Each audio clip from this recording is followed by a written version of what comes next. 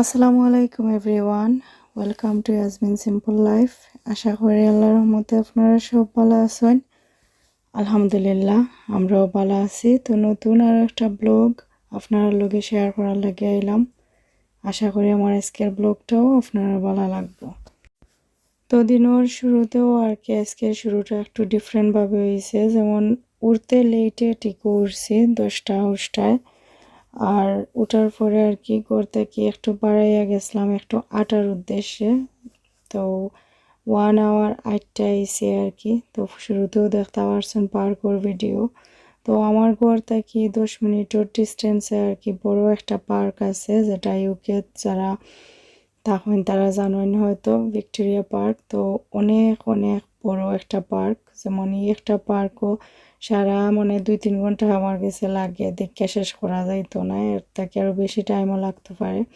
তো আমি একটা সাইড আর কি সিলেক্ট করে রাখছি, ও সাইডে আটার লাগে আর কি। তো আলহামদুলিল্লাহ আটাটা স্টার্ট করছি, দেখি পারি কিনা। আমার তো আবার অনেক সময় দেখা যায় একটা জিনিস ইচ্ছাও করতাম, করার পরে আবার ডিমোটিভেট হয়ে যাই। তো আশা আছে আর কি রেগুলার একটু আটা চলা করতাম, কারণ যে পরিমাণে ব্যাক পেন বাড়ছে বুঝতে পারলাম না শরীরের ওজনের কারণে না আর কোনো প্রবলেম। তো নিজে নিজেও আর কি একটু নিজের হেল্প করার চেষ্টা করলাম, ঔষধপত্র দেওয়ার কতদিনও চলা যায়। তো আলহামদুলিল্লাহ আটাটার ইচ্ছা হয়েছে, আল্লাহ যদি ইচ্ছা শক্তি বালা রাখেন আর কি, আর ঠিকঠাক থাকে সব কিছুতে, হয়তো আটার চেষ্টা করবো রেগুলার যতদিন পারি আর কি। কারণ আমি কোনো কিছু আসলে লং টাইম কন্টিনিউ করতে পারি না, ও একটা প্রবলেম। মোটিভেট নিজের সেলফরে খুবই ইজিলি করতামও পারি, আবার খুব ইজিলি ডিমোটিভেট হয়ে যায় আর কি। তো এর লাগে কোনো ভরসা নাই। তো আটার পরে গড় হওয়ার পরে আর কি একটু রান্না বাড়া স্টার্ট করছি। তো আজকে আর কি রান্নার পরে একটু আর কি আমার বোনকে দেওয়ার ইচ্ছা আছে কারে, কারণ আমার বোনগুলো খুবই কষ্ট করে, বোনের হাজব্যান্ড তারা যেমন কষ্ট কোনটা তারা। আমার যে বোন যে আলিয়া, তাই আর কি রিসেন্টলি খালি ওয়েট লুজর আর ওজনটা বাড়তেও চান না, বরং আরও কমের। তাই তো জন্মেছে মানে ওজনটা একটু কমও আছিল, আর ওখানেও দেখা যায় খায় না, খানি দিয়ে অনেক বেশি প্রবলেম করে। আলহামদুলিল্লাহ কোনো বড় কোনো বিগ ইস্যু বা হেলথ ইস্যু নাই, তাই একটাও প্রবলেম ওজনটা খালি কমে আর কি, আর খাইতে চায় না। তো তাইরে লইয়া আমার বোনের হাজব্যান্ড খুবই পেরেশানির মাঝে আসছে না। আসলে আমরা কেউ হেল্প করার মতো অবস্থা এই মুহূর্তে নাই, কারণ আমি আমার 2টা বাচ্চারে লইয়া খুবই স্ট্রাগলের দিন কাটাইলাম, আমি একটু হেল্প করতাম পারি না। তো আজকে আর কি রান্দাম, ভাবলাম আমার রান্দা থাকিও একটু একটু করে রইলেও দিয়ে আইমো, মন বুঝানি আর কি। আসলে এভরিডে বা এভরি টাইম যদি পারতাম দিতাম, সব থেকে বেশিও খুশি হইলাম নে। কারণ এক তো বাচ্চা লিয়া দেখা যায় স্ট্রাগলের লাইফ, আর তো নিজেরও লাগে অনেক সময় ভালো লাগে না, কোনো কিছু করতে এনার্জি পাই না। তো আল্লাহ আমার বোনজিগুতারে মাফ করুকা, কারণ আমার বোনগুতা অতক্ষণে ছোটো জানো অত কষ্ট করে আর কি। একটা বাচ্চা লইয়াও, বাচ্চা আসলে বাচ্চাও, আর এক বাচ্চা লইয়াও আর 2 বাচ্চা লইয়াও কষ্ট। তো নিজের মনের সান্ত্বনার লাগে আর কি একটু একটু কইরা নেওয়া দেওয়ার ইচ্ছা আছে, কারণ আমি দেখতাম মজাইতাম। তো ভাবলাম নেওয়া দিয়ে একটু কইরা কারি দিমো আর কি, ও উদ্দেশ্যে রান্দাম। আমার আসলে শরীরও তো ওই সুবিধা লাগেন না, নিজরে ফোর্স কইরা আটাত বা করছি, বুঝতেও পারা কতক্ষণ কষ্ট পাইয়া এটা করলাম, মানে হেল্প নিজরে হেল্প করার।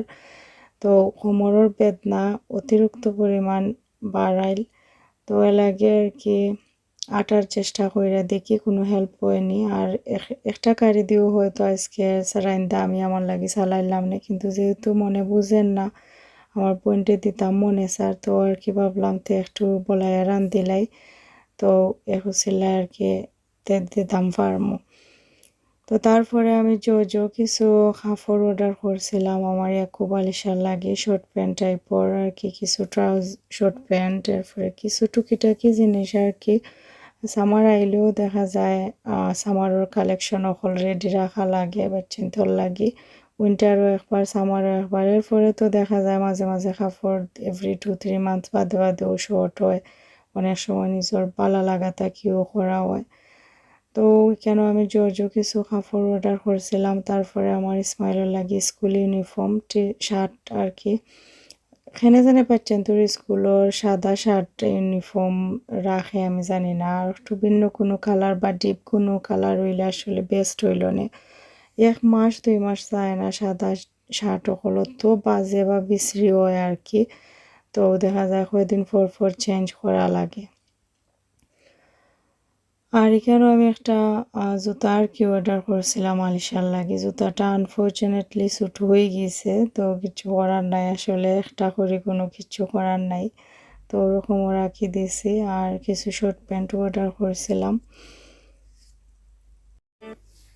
তো আগে আগে তো দেখা যাইতো জর্জ, এরপরে জর্জ আর কি একটু বেশিও শপিং করা হইতো, H&M বা গিয়া গিয়া বেশি দেখা শপিং করা হইতো। এখন অনলাইন শপিং হইয়া আর কি আমরা লাইফটা আর একটু ইজি হয়ে গেছে।